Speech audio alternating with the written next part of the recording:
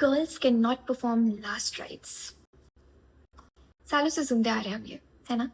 But आपको ये जानकर बहुत ज्यादा शौक लगेगा, शायद कुछ लोगों को पता होगा कि किसी भी पुराण में, हमारी किसी भी होली बुक में ऐसा नहीं लिखा है कि girls women are not allowed to perform the last rite. ये जो हमारे मेल डोमिनेटिंग सोसाइटी है, उन्होंने लड़कियों को केज करने के लिए, उन पे पाबंदियां लगाने के लिए ये कुछ चीजें अपने आप बना दी थी, और फिर विद टाइम वो चलती आ गई और कहते हैं कि वो अशुभ होता है for girl perform last rites, और उनको, जिनकी डेथ हुई है, उनकी आत्मा को शांति नहीं मिलती, ऐसा कुछ कहने लग गए। बट ऐसा कहीं लिखा नहीं है, ये हमारे धर्म का हिस्सा नहीं है, जो सोच का हिस्सा है, जो हमारी सोसाइटी ने जिस सोच का जन्म किया था बहुत साल पहले, और वो सोच ही चलती आ रही है।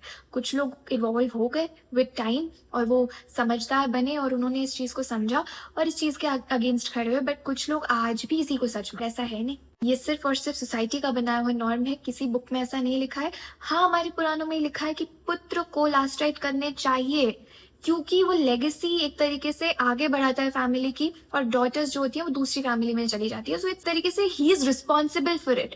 बट अगर पुत्र नहीं है, son is not there, then daughter नहीं कर सकती कि आत्मा को शांति नहीं मिलेगी, ऐसा कहीं नहीं लिखा है। क्योंकि उसी पुराण में आगे जाके लिखा है कि अगर पुत्र नहीं है, if there is no availability of a son, then daughter can perform last rite. तो ये हमारी समाज का एक और डार्क पॉइंट है, एक डार्क शेड है, जिसको मैं कहूंगी कि लड़कियों को दबाने का एक तरीका है।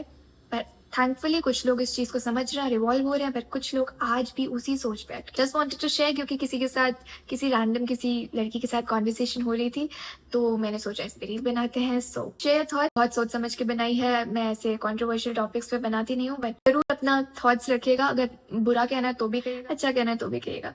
जय श्री कृष्ण।